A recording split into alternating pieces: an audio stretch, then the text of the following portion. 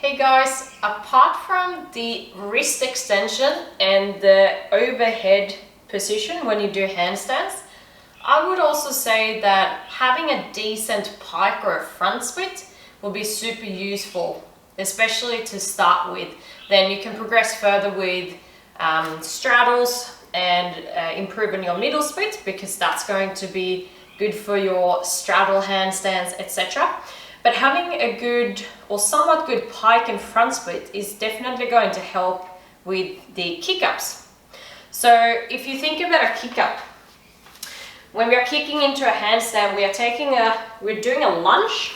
So we're doing a lunge and we are placing the hands down, and then we are leading with that back leg, and we are trying to shift the weight over adequately for the second leg to then come up, so that we don't actually have to kick away too much or use too much momentum to come up here.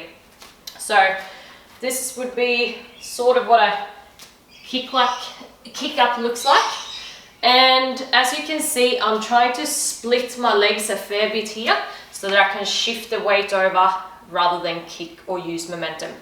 So warming up the front split, so the front of the leg, the hip flexor and the quad is a good idea, and also the hamstrings, which is at the back of the leg. I'm going to show you some warm-up exercises for it today, but also if you don't have good range in your hips in general, I would highly recommend that you spend some time working on your mobility and your stretching for these areas aside of the handstand practice that you're doing. But this is one that you can do for your hip flexors at the front of the leg here. So place something soft under the knee so that it doesn't start hurting straight away or at all. Now from here we want to square up. We want to tuck the pelvis under a little bit so we can target the hip flexors more. And then from here I would warm up with very gentle pulsing back and forth here. And you can gradually move more and more into it. You can move this foot further forward, get more range, and then you can also move over to the side to get a little bit different parts of the hip flexors. And you can also take the arm across and really warm up here.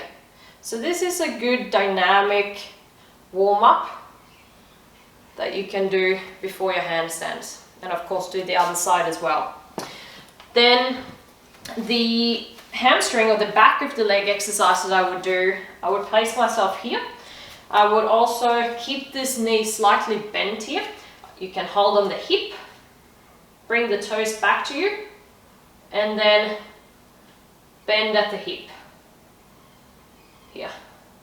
Just a bit of pulsing. Be a little bit gentle on this one,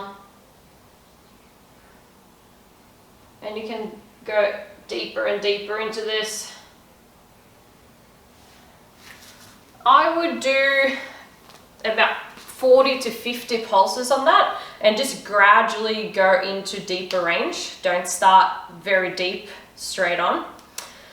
This warm-up is going to work better for people that are already quite flexible. For people that are not so flexible, like I said before, I would really spend a bit of time doing some stretching and mobility exercises outside of the handstand practice so that you can actually open up your hips in a front split position, because the lunge and the kick up will get a bit easier then.